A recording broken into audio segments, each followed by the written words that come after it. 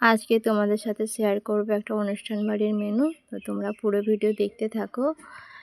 আর দেখো, প্রথমে দিয়ে দিয়েছিল সাদা পাতা, আর ছিল নুন লেবু, আর ছিল স্যালাড। তারপরে চলে এসেছে গরম গরম ভেজিটেবল চপ, আর সাথে ছিল সস।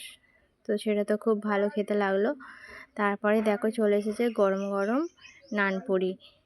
তো নানপুরিগুলো ছিল একদমই গরম, যেহেতু সঙ্গে সঙ্গে ভাজা হচ্ছে আর দেওয়া হচ্ছিলো, খুব গরম ছিল। তারপরে চলে এসেছে তার সাথে চানা পনির ছিল ভরে ভরে, খুব ভালোই টেস্ট ছিল, রান্নাটা খুব ভালো হয়েছিল।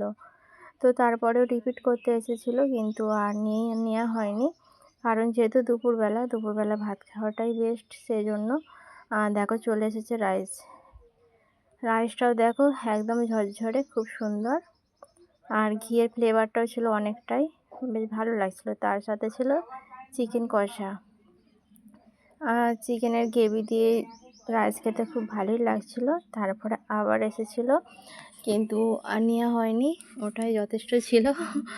আর দেখো চিকেনটা নিয়েছিলাম, তারপরেও চিকেন কষাটাও খুব সুন্দর, রান্নাবান্না ওখানে খুব ভালো হয়েছিল। তার সাথে দিয়েছিল দেখো আমের চাটনি।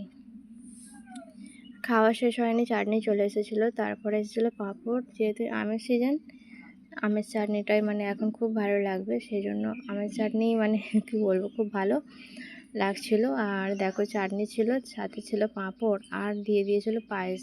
যেহেতু একটা জন্মদিন বাড়ি ছিল, সেই জন্য পায়েস ছিল সাথে। তো খাওয়া তো একদম জমে ক্ষীর। দেখো ছেলেদের সব খাওয়া হয়ে গেছে, আমি ছিলাম পিছিয়ে, যেহেতু আমার ভাতটা খাওয়ার বাকি ছিল, সেই জন্য। তো তারপরে চলে এসেছিলো হচ্ছে আইসক্রিম। তো তোমাদের মেনুটা কেমন লাগলো কমেন্ট করে জানাবে, আর এভাবে পাশে থেকো। থ্যাংক ইউ পুরো ভিডিও দেখার জন্য, ধন্যবাদ।